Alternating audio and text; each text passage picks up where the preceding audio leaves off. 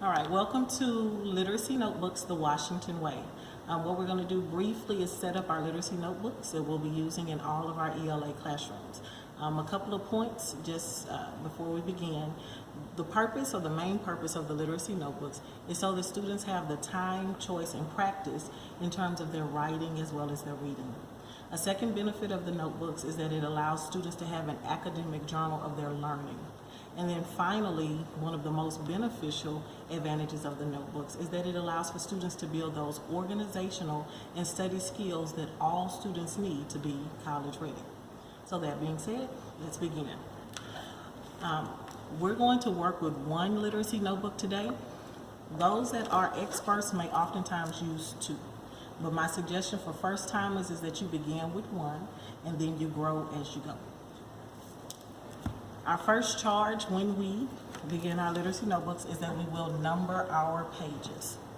So students would number from 1 to 100 in the top right-hand corner of each page.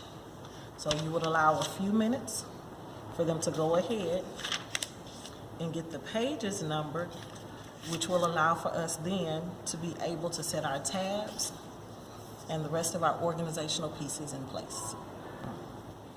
Once the pages have been numbered, you can then begin to set your tabs or labels. So we're going to have 5. Our 5 labels that we'll be working with will be reader response, word study, do now, engage, connect, mini lessons, and writer's response. So with our first tab, which is in this case purple, we just simply take the sticky note, stick it on page 1.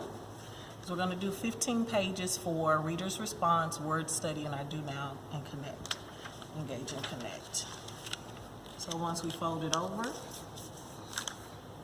the tab is also a visual, a colored visual for each one of our students to let them know the actual separation of the categories of each particular section. All right. So once we place our tab, we'll label it reader's response. So with a pen, we'll label it reader's response.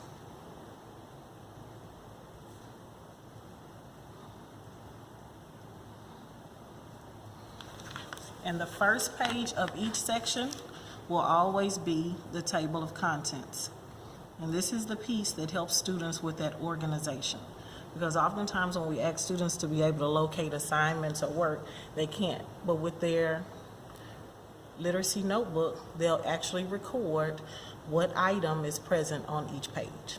All right, so the first 15 pages are reader's response. So then we're going to page 16, where we will then set our second tab, which will be word study. Now, of course, with word study, this can vary course to course.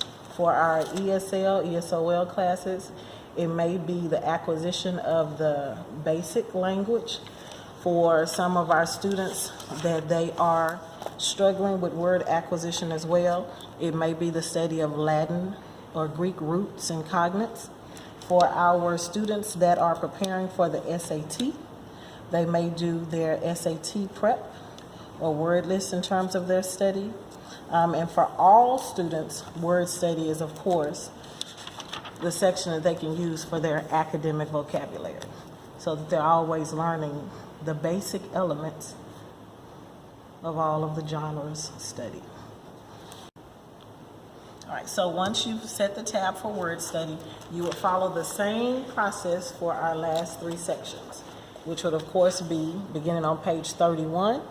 We have our do now, engage, connect, table of contents. Page 46 begins our mini lessons.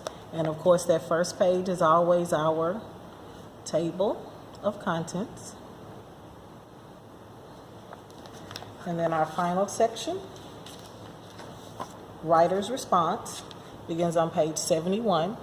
And this is the largest section of our notebook, which is 30 pages, because we want students to have as much time and opportunity as possible to practice their writing. All right, so there you have it.